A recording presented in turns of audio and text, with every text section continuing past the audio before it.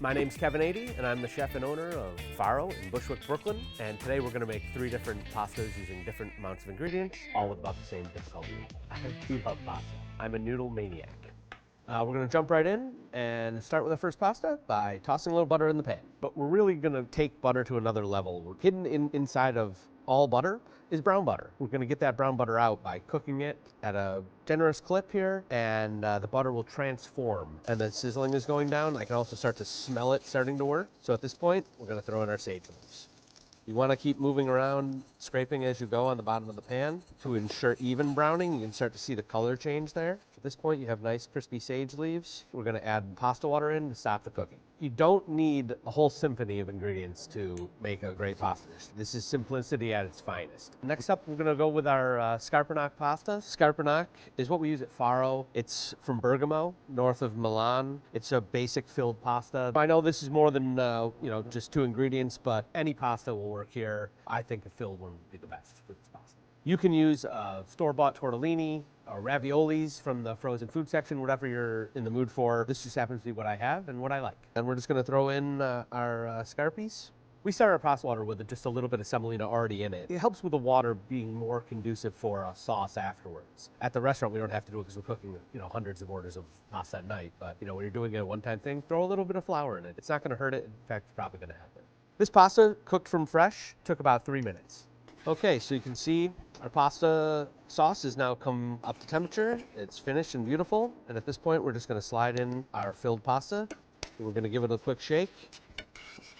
You can see you don't need to get crazy, tossing it, slapping it around. This is, very simple stuff that we're just going to keep together like this. And we're going to go from right here, right to the plate. You want to definitely give it some time in the pan, and it will pick up a little bit of that pasta water and the some of the butter flavor, our crispy sage right on top. And there you have it. This is a 3-ingredient pasta that's definitely greater than the sum of its parts. Scarpinac, brown butter, and sage. If you just got home from work or you're having a dinner party, these smells are going to overwhelm you and take the stress out of your day. It's definitely comfort food to the max. Sometimes simple is the absolute best way to end your day, and it doesn't get much simpler than this. All right, I'm going to give this a taste test and we'll compare all 3 at the end. All right, up next is our second pasta. This is Frascatelli. It's from southern Italy. It's really super easy to make. First thing you want to do, I just grab the water and let it drizzle naturally out of your hand. You shake the semo as you go. There's no right and wrong.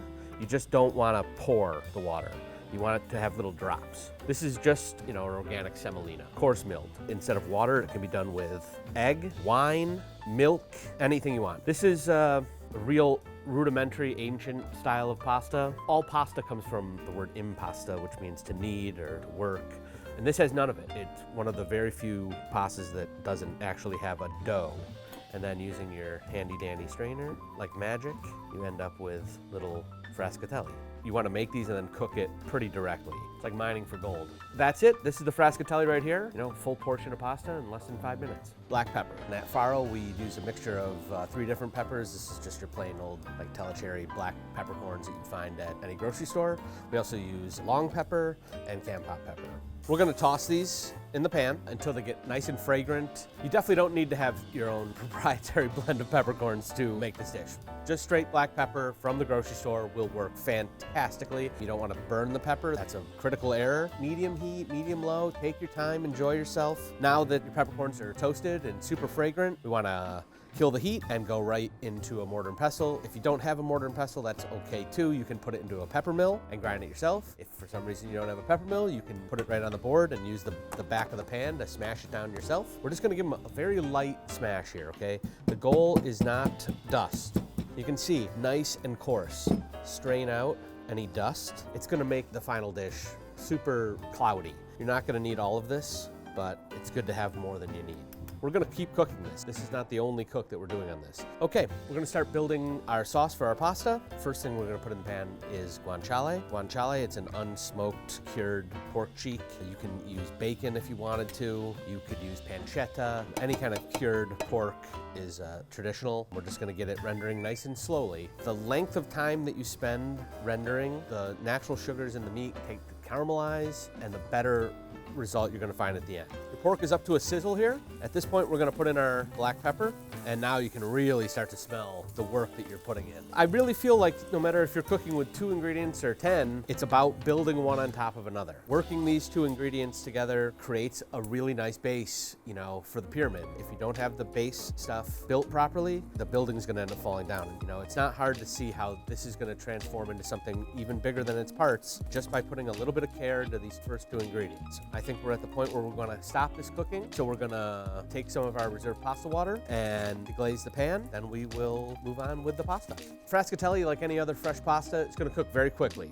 With the no kneading, it's just a wonderment of the pasta world.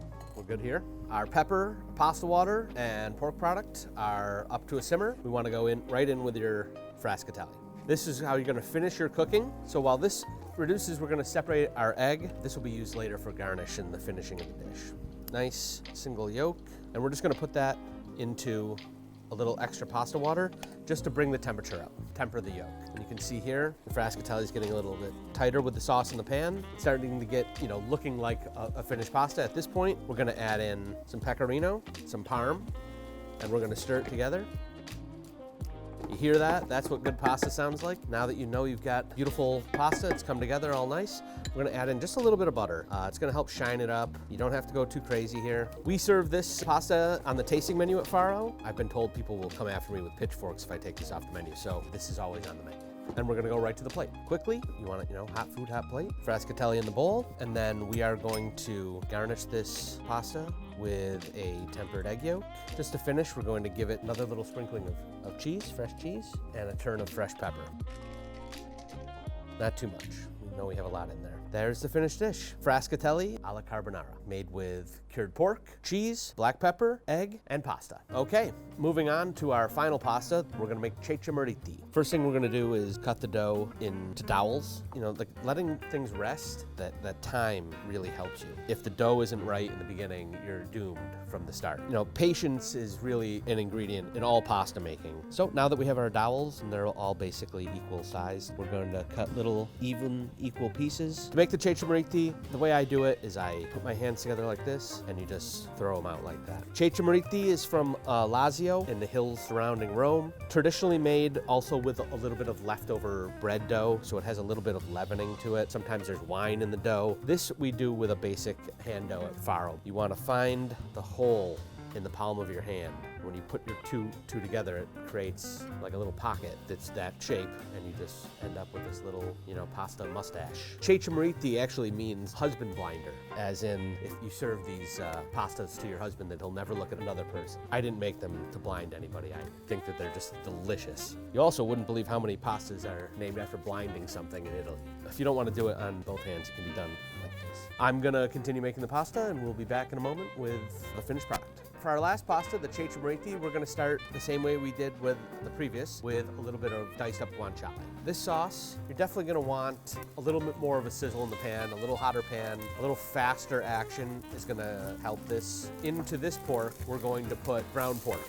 And this ground pork, in that already rendered out pork fat, it is the crux of the whole operation here. Getting this golden brown, delicious, GBD we call it, golden brown and delicious. You only have one chance to get this meat where you want it to be. So we're gonna take our time with it. Temperature control is pretty important at this point here. You wanna make sure the pan's hot, but not so hot that you're gonna burn the meat. All right, so this is what we're looking for here. Nice caramelized pork. And when we get to that point, give it one last little stir, get everything off the bottom, and then we're gonna remove the pork from this pan, but not wash it out, okay? We're gonna leave any bits that are stuck to the bottom. We're gonna go back into the pork fat that's remaining in the pan with sofrito, which is, for us, celery, carrot, onion, all finely minced. You can even use a cheese grater for this. The finer you make it, the more it disappears into the sauce. Also a little bit of garlic. Whenever you make a ragu, it's really important that you season as you go, but you don't want to start adding salt until you get your caramelization. We got a nice little cook going here on our sofrito. At this point, we are going to add in, this is a mixture of ground cumin, coriander, fennel seed, and black pepper. Adding these layers of flavor, these base layers of flavor in abundance now are going to pay off in a couple hours. Now we've kind of bloomed our hard spices. At this point, we're gonna go in with a little bit of Calabrian chilies. We're still caramelizing, it's nice and beautiful. We're gonna add in a little bit of tomato paste. And this we wanna really cook into the sofrito. You know, you have to build these flavors. It takes just as long to make it bad as it does to make it good. So, you know, take your time, do it step by step. And now that we've got our tomato paste caramelized, we're gonna add some reduced red wine. I reduce it first. This is an entire bottle of red wine. Gets that deep, dark wine flavor in there. So now in with beef demi-glace. At this point, return the pork to the bowl. You got that reduced red wine color. We're gonna add a sachet, bay leaf, parsley, thyme. We're also gonna season at this point, okay? A little bit more pepper. We're gonna give it a stir, and we're gonna turn it down to a bare simmer. It's very important that you have a reverence for every little bit of what you're doing here, you know? If you're going to do all this work and then not care about the herbs and you put in a sandy piece of parsley, it'll ruin the whole dish. You're gonna have the time on this one because you're gonna put a lid on this guy, and it's gonna simmer on very low for at least 2 hours.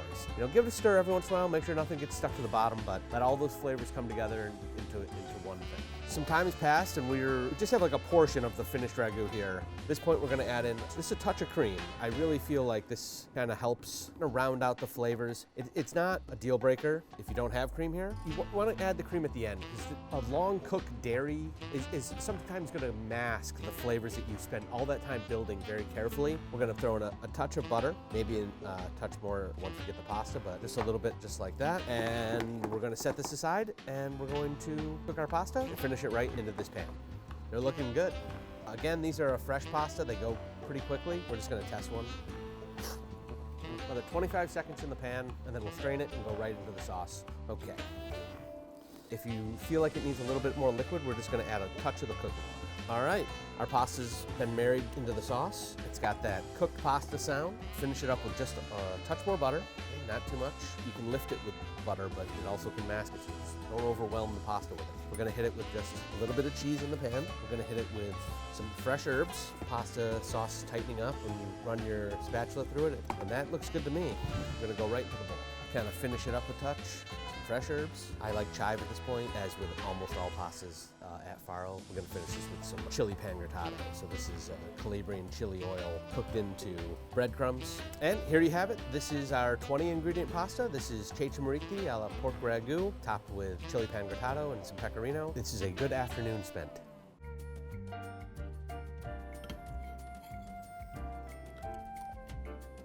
This is a fantastic dish, and we would serve this proudly at the restaurant.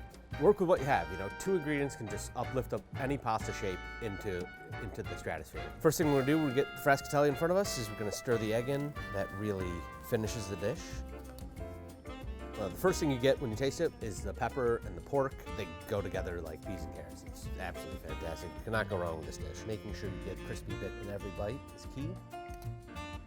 This is a dish that tastes like it was cooked all day. A lot of stuff going on there. Pork, fennel, black pepper, tomato product, that really rich reduced red wine, the fresh herbs, the crispiness of the pan grattato working with the chichamariti. You know, when I think about the scarpinac with brown butter and sage, I'm thinking about a really quick lunch or dinner. Even a basic home cook can do it under 10 minutes. And then moving on to the carbonara, I more think of that as you've got a plan. Same principles. Building flavor on top of flavor on top of flavor till you get to the end dish, taking the care with each one from the pepper and the pork. The goal is to put 5 ingredients or 2 ingredients or 10 ingredients into one dish. The ragu, it's a long process. When I think of the dishes, it's not about trying to stuff flavor in there. It's about what works well together, you know? You could make that ragu any place between probably 15 and 20 ingredients. If you're working that long on dinner, make it your flavors, you know? I don't think more is better. It sometimes can be, it sometimes can be worse. Really focus on which number is going to fit my day, my time, my space, my ability. I believe that any cook can make all 3 of those dishes, no matter how skilled or novice you may be at cooking. Each one of those was one dish, and that's really what you need to look at, is which one dish made out of X amount of ingredients is gonna be the best for me today.